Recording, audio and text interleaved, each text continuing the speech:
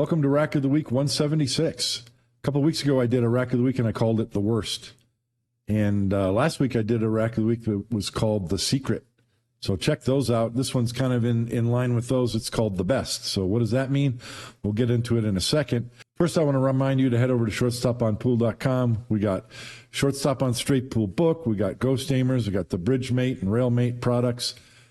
Click on the link for SSOP branded gear, shirts and jerseys by Onboard Sportswear. And when you do that, you can also get 10% off any of the other products by Onboard Sportswear.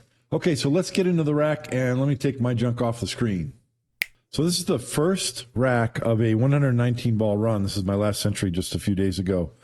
And what I'm doing here is a little bit different. This is an inside angle on this break shot.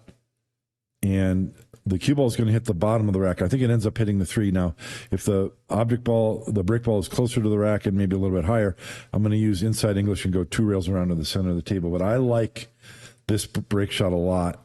My cue ball is going to hit either the 3 or the 7. In this instance, it's going to hit the 3. But I'm using outside English, right English. I know that cue ball is going to curve to the bottom real quickly. And rather than coming around to center table, I'm going back up towards center table this way. And that can watch the balls that remain in the rack area, and then watch what happens when the cue ball comes up into the center of the table after the break shot. Here comes the cue ball. So you can often re-break or loosen up balls that are in the rack area that way. It's a little more aggressive shot, but I think you have as close to 0% chance of scratching doing that, and also it keeps the cue ball under control. You know, if you go, let me pause this for a sec. If you go 2 rails out of the corner, sometimes you can hit it too hard or whatever can happen, and the cue ball ends up on the head rail, and you just have a tough shot to start the run. That's never going to happen doing this. So I like it. Why is this rack of the week called The Best? Let me back this up just a sec. This is my opening, my look at the rack after the break shot. I've got 2 easy shots. This ball and this ball are super easy. I'm calling this The Best because in order to put together the racks to make longer runs, you need runs that are more automatic than others. You're never going to have the perfect rack. And that's why I didn't choose a rack where, you know, I had 2 or 3 break balls like this sitting, you know, right here on the side of the rack. That's just too perfect. And on the other side of the coin, this particular rack is not a super difficult one. It doesn't have huge clusters and lots of problems. This is the type of rack you should be happy to accept most of the time. And if you get racks like this, you're going to put together long runs. I don't have a break ball. That's the first thing on my mind. If I had a break ball or 2 to choose from, then the next step would be going to my trouble balls immediately, which would be the up table ball, rail balls, and this cluster in the middle. But since I don't have a break ball, that's the first thing on my mind. If I had a break ball, I might choose to shoot the 14 and then the 1 that gets rid of these balls, and then I can play position probably for the 3 or maybe for the 2 because that blocks the 8. So you deal with things in that way. But without a break ball, your focus is on making a break ball.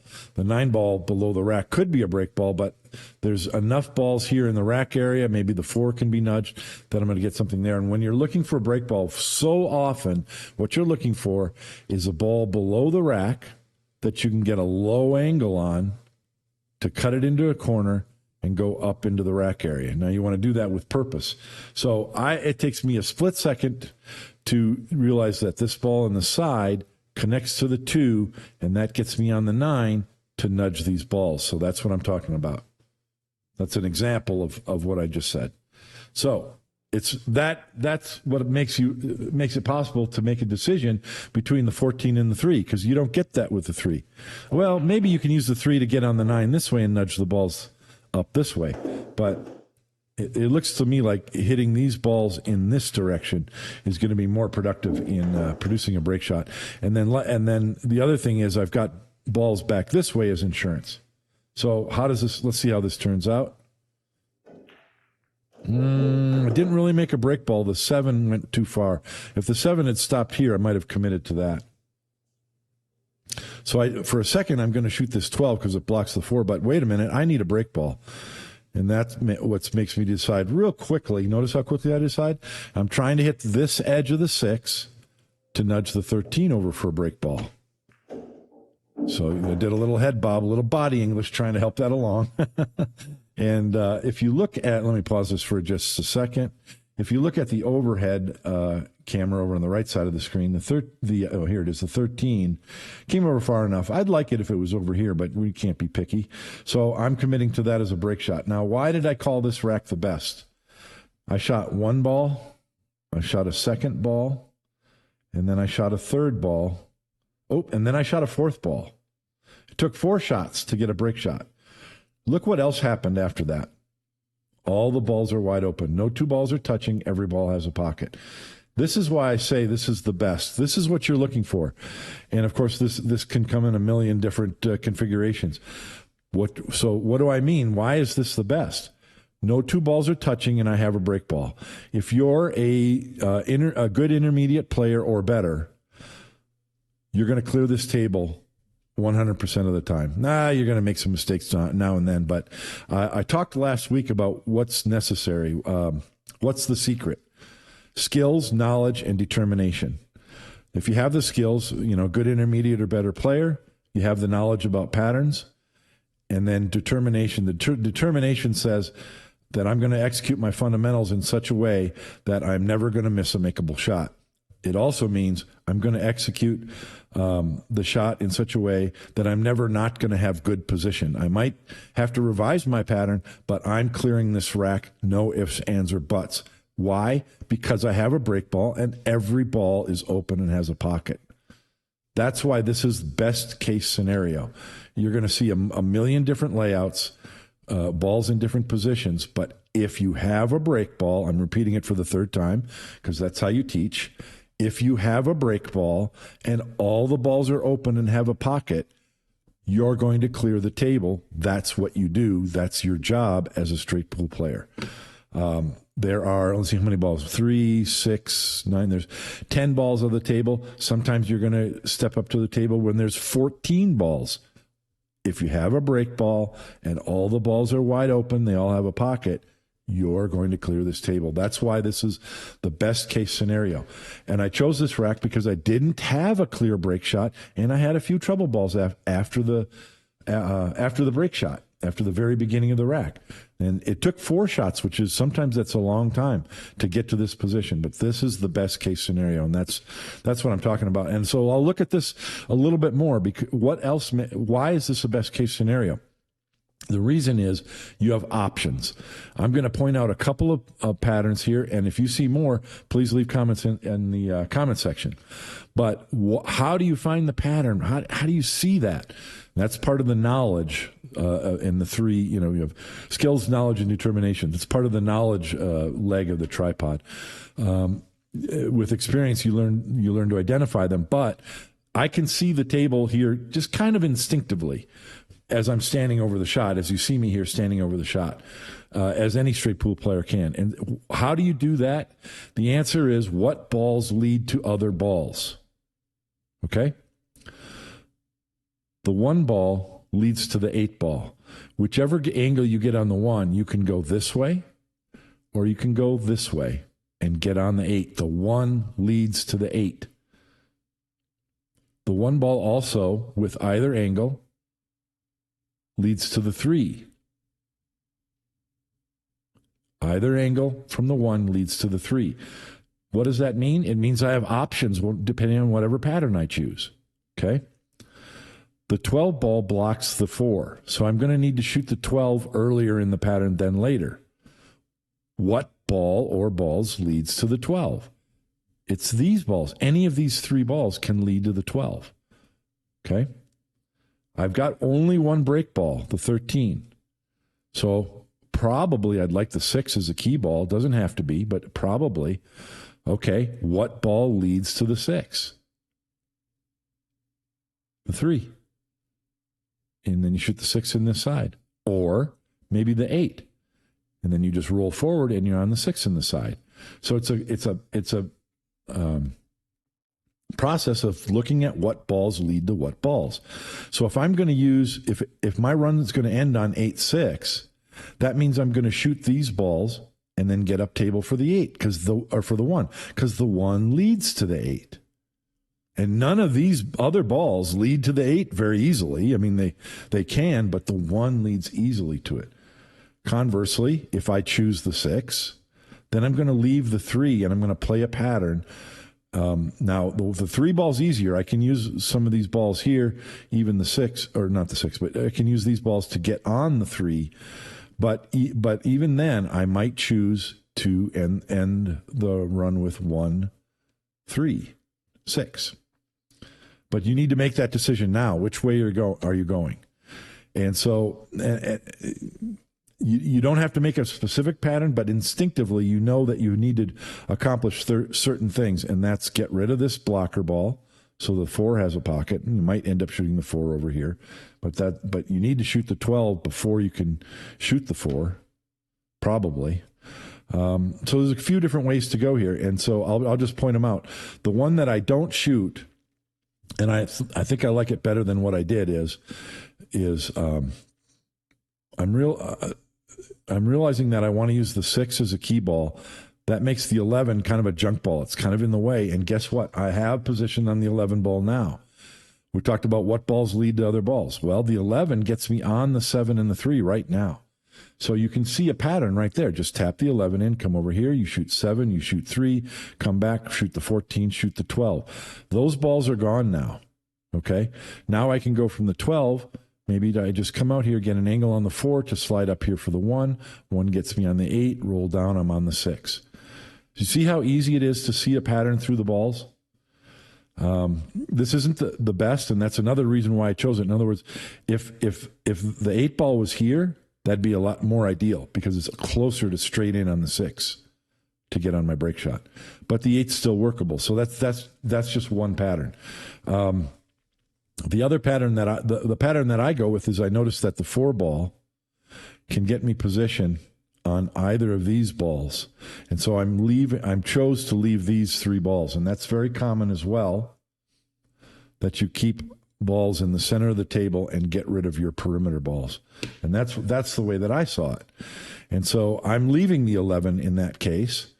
And so I still want to do the same thing. I want to use these balls to get position on the 12 because I need to get rid of the 12. Well, the 4 ball does that.